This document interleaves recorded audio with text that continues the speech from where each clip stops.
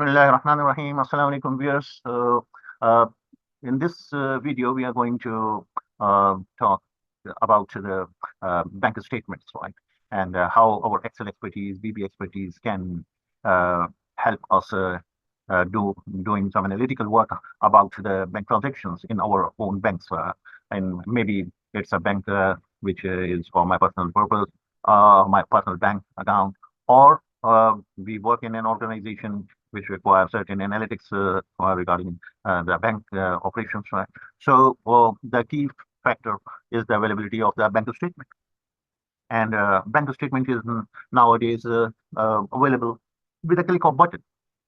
Uh, we have we have entered in the era in which there is no need of doing any bank reconciliation, as it was taught in our high school, right? That the checks issued but not presented into the bank, or in not sufficient fund, etc., etc. All these things have gone obsolete. They are outdated now, and the bank reconciliation is virtually not a thing to be done. But the analytics are still there. Your bank statements can give you a great uh, database touch to your bank transactions, and you can extract information, right? For example, this is my bank statement based yeah. It was in a crude form. Now it is refined, right? How it is done, there are three steps: step one, step two, step three. I will explain you each step in this, and how to start it from the raw data of the bank statement, right? So in our bank statement, for example, we in this system which we have made for the for analyzing the bank transactions, and for one account, or if you have multiple accounts, that's fine. So it's going to make a database for you. In the database, you have all these things and the account to which this is. For example, this is Google, right? So the account is Google, right? The detailed transaction is as appearing in the bank statement, and the account is Google. This is done automatically. We have not decided. It has extracted automatically Amjad Mahmood this right from this name, so that the account can be posted, and you can have it summarized all these things as per your accounts, right? So you have the GL account master list, which is actually the remove duplicate. If we copy all this into the GL in a separate sheet, so we have given it a master list name, right? GL account master list, and we do the remove duplicate into it, right? And we so that one account appears only once, right? And this is in H, right? Uh, Forget about these two or three accounts. Then this is a for the moment not necessary, but we have kept it just in case we need it. So we hide it. Okay. So we have on this account number. You see, this one tells this is appearing only once, right? This account is appearing only once, and there's no duplication, right? So this is the master list, and this account is based on, it is extracted from the bank statements transactions, right? The system automatically takes them out and then updates the GL account master. So it can do it automatically, but we have just copied it from the DB sheet, right? And made remove the duplicates from here, and sorted it in alphabetical order, so that in the ledger you can have alphabetically sorted drop down list, right? So these are the so because this drop down is based on, if you go to the validation, data validation, yeah, so this is your data validation, and in the data validation you will see there is a accounts. This is the ACCTS. So what is ACCTS? Let's go and see. ACCTS is this, right? So on the basis of this list, which we have brought from the bank statement, the ledger is ready for you. For example, if you want to see the Google account, right? You just click Google and do the ledger. So it is going to extract all your Google transactions, right? All the Google transactions are extracted, right? So this is a temporary hold, and this and that. Otherwise we pay on a monthly basis. This is the Google Drive. Yeah, this is a Gmail payment for which we have a 100 GB drive. So they are charging us on a monthly basis, October, November, December, like this.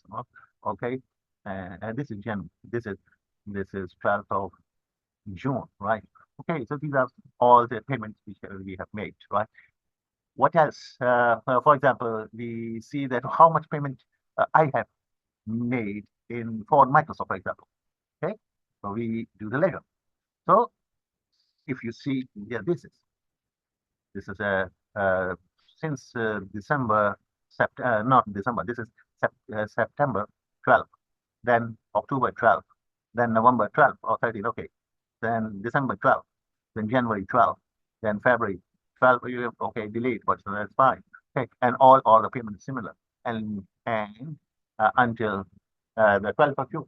So since this report is based on the 30th June year end, so that's why it is giving you until the 30th June all the transactions which were related to the Microsoft. And if you want to extract all the information in which the transaction contains the word AMJAD, for example, okay, and we click it, right? So what would happen? Okay, you will have to remove this as well, okay? So all the transactions in which uh, the word Amjad is appearing, this is a 2 years data, so that's why it is going through the entire lots of the transactions and bringing you the information, right? So here it has the word, each transaction has the word Amjad in it, and the payment, if it is paid from your accounts, it is shown and paid. If it is received into your account, then it is appearing in the receipt, right? And the totals are, uh, and the figures are total on the top, right? So this is a wonderful way which you can utilize. So let's start how we manage it, how we organize it. So we started with the step one. What does the step one mean? Step one means clear everything, right? And to start from the scratch, right? So even if it will do it very quickly. Uh, so this is actually what it is doing is, let me unhide the column so that you can see what is happening. So I am unhiding columns. So basic, the PDF of the bank is copied in here. You do not need in the beginning any of this information because this is overwritten by the system, right? A to B is you can delete, and B to all the rest you can delete, right? No need of all these information. So now you have initialized everything. Okay, you can delete here. Okay, so we have deleted. Okay, we have only this. And how to bring all this? Let's delete this as well. Okay, let me delete. Okay, now I need my bank statement. So let's go to the download folder in which the bank has sent me the PDF, or I have downloaded it from my mobile and sent it to myself. Right. So this is the PDF in which you do not need anything except click inside and press Control A so that all the text is selected, and press Control C. That's it. Now you can close this. Okay, and now you can go to Excel, and in the C column, soon after this the freeze sign, screen freeze, the first cell is C, right? Here we put Control V. We do Control V to paste, right? So all the information is here. Now this is unreadable. You cannot, means that it is readable, but you have to do a lot to bring all this information. You know the date is coming, and then again the next date is coming. So this is one transaction. This is one transaction in which the amount is here, date is here. These all are the description here. This is all are the description, right? If you, yeah, these all are this one, two. These are the description, and this is the amount and the balance. This is the description, and this is the amount and balance, right? Yeah, this is the description. This is the description, date and description, and it is continuing until here. This time 3 rows, and then this is the amount and balance, right? If we go further in the end, for example, this is the closing balance, and this was the last date, 27th of June, right? And there's you can notice that there is no year function. There's no year mentioned. How would you know this is 2024, this year, or 2023, or 2022? Only so this is the wonderful thing, which means not ununderstandable. We wonderful thing that we see no reason that they bother to mention the Thursday, which is not that much important as compared. Had it be the year mentioned here, that would be more meaningful and purposeful. But omitting the year, that's not. So our system has managed in a tricky manner to bring the year here properly. Okay, so this is that date and description until here, and this is the amount and the balance, and the last balance is equal to the closing balance, right? So this is how it is here. Now the step one is ready. What it would do, it would pick up the header information and plot it into it. This is a very short purpose and very quickly it is, since the number of transactions is much, so it starts first of all, the step one starts first of all picking what is the date of this statement. It is spreading from 1st July 2007, sorry, 1st July 2022 uh, uh, was the starting date of the statement, and the ending date is then. So it makes a loop, and each time a new date comes, it figures out whether which year it has to put. So you will see that the system does it very well. We will show you the code how the logic is implemented automatically. Okay, so let's click step one. So it will start doing this part of the film.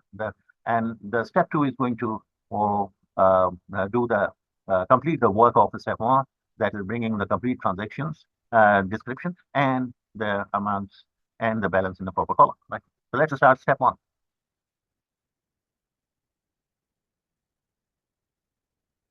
So it has completed 2022. Now it has entered in 2023, right? This is April going on, May, June, okay, and only the last year until means last 12 months left.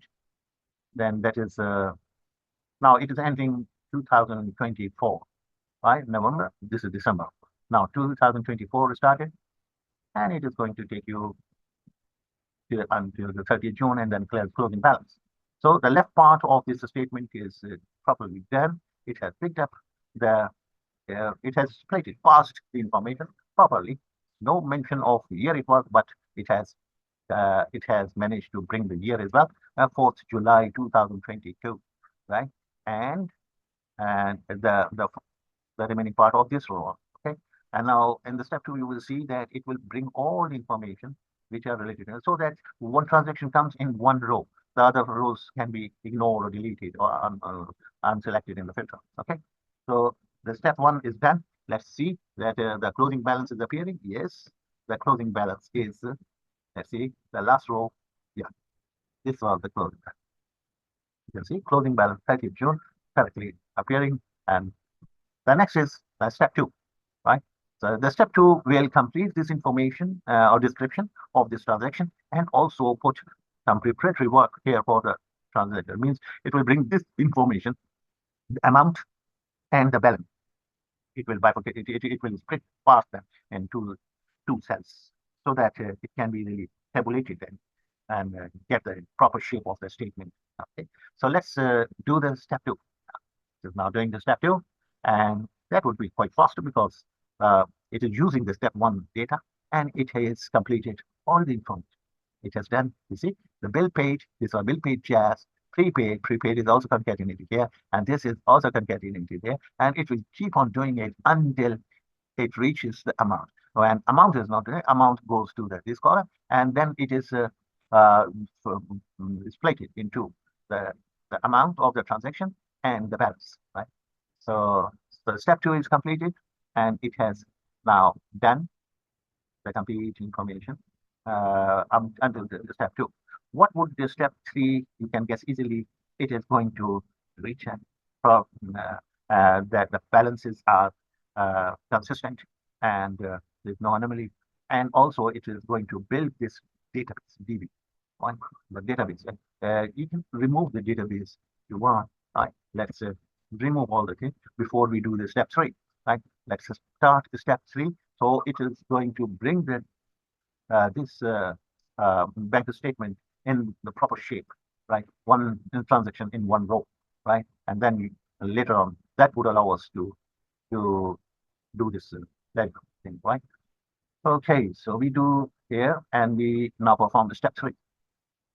So it is made a preparation for debit and it has made the necessary thing.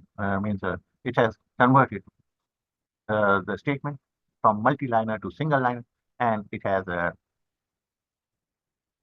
you can see the credit entries are also proper. Wherever there is some receipts or incoming remittance, it is going to be credited. And wherever you have the payments done from your account, this is debit, and the balance is in. So if our balance is matching with the balance, yes, it is matching. Yeah, 10,273. So 10,273 is the balance. Okay. So here you can see one place here, right? This shows that there is some fractional difference. I don't know why it is happening. I guess uh, the I guess there is something wrong with the calculations, uh, or they have some rounding factors being done on the part of bank probably, or whatever. The one should not appear. The zero means there's no difference, and if it is one, it means it is not equal to. Okay? It is not equal to uh, what we are using. So there are some fractional difference, right? So what is the fractional difference? Let's see, right? If you see this is 86.95, we press F2 and press F9. So this is actually not 95, it is 949999943, right? So that's why it is sorry, it is causing a problem. Whereas this is equal. It means there is no issue in that, but there are some rounding difference when our system calculates calculates differently, right? So precision factor is the issue, right? That's why it is appearing. Okay, so one thing is done that the the transactions are converted into one line manner. The statement is ready in here, and the DB is updated. You remember we had cleared this thing. Now it is back here, right? So this information is already here, and not only it is already here, but accounts have already been extracted from here, and they are there. You can move them to the account GL master, GL account master, so that you can take the ledger reports on the basis of your bank statement. Right? For this, the simple step is that you copy all these, Control C, make a Control C in here, go to the GL account master, for example, and if we use this, we paste it here, and then we go to the remove duplicates, right? And here in the remove duplicate, we say, okay, we say remove.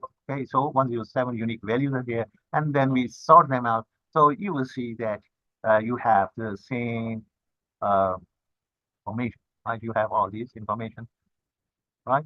So okay.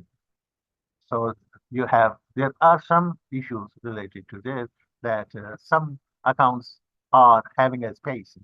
So it's always good that you use the trim function, yeah, equal to trim, so that the difference does not appear. Right? The trim means unwanted spaces are trimmed, and on this basis, uh, you can do the remove duplicate.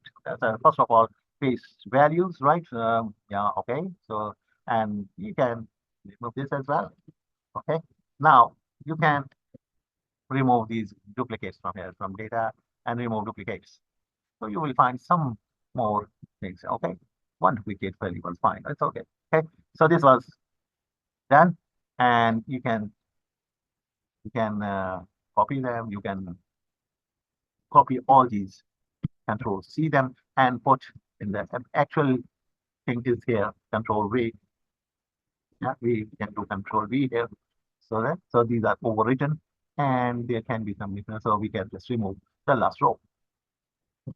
Okay. So this is how we have done. So we can also copy this into here, right? Control V. And to be on safe side, you can also copy it in the account title, since we have no separate thing. So you can use the account title as well. Account title is already done, okay, and this is also we have done. That's it. Huh? We don't need this. Okay. So the master list is ready for you. Now you can do setting say ledger operations, like for example, if you want to that, you can see the the the things are appearing as they are there. Okay. So I go back to this because in the worksheet activate, I have made sure that as soon as the sheet is activated, this is refreshed. Okay? By refreshing means whatever is in the GL account master, it is refreshed. This drop down was all this in there. Hey, so for example, I want to see EVO. Okay, these are the EVO payments. Okay, so let's uh, let's use this EVO prepaid payment. Okay, and we remove this and we do ledger. So this is going to get all the transactions what you have in here regarding EVO. Right? It's a monthly payment of PTCL, right? And each month we are charged. Well, this is a broadband payment we do. So you have made all this, right? So the total is appearing. Right? Similarly, you can make different payments. So it is all automated. You don't have to worry about that. Okay. So for example, you want to see some purchases which you have from time to time made. For example, from Wakarma, right? There's a pharmacy. My medicines are being purchased from here. So let's see. So when did we do that? How much we did? We did. So on 25th of July, sometime we pay the cash. When we use the Visa card, so they are appearing in the statement. That's fine. Similarly, if we purchase something from the supermarket and we do this, so the supermarket purchases are shown in here. Okay. So this is how we have automated the things, and it is and things gets more interesting when you have multiple accounts and you run one statement of one account, and you run another account statement with the same, and then you bring them all together into the DB, and then the ledger will give you that the collective information, collective payment. At the moment, it is just based on the single account, but of course you can have an account number appear here so that you know that these entries are from one account and some other entries are of different accounts. Okay. I hope you enjoyed it, and we will further make some more learning things, and we will discuss the code associated with all these buttons in our next video. So stay tuned to us and my channel. Thanks for subscribing, liking, and commenting and sharing my channel. Thank you very much.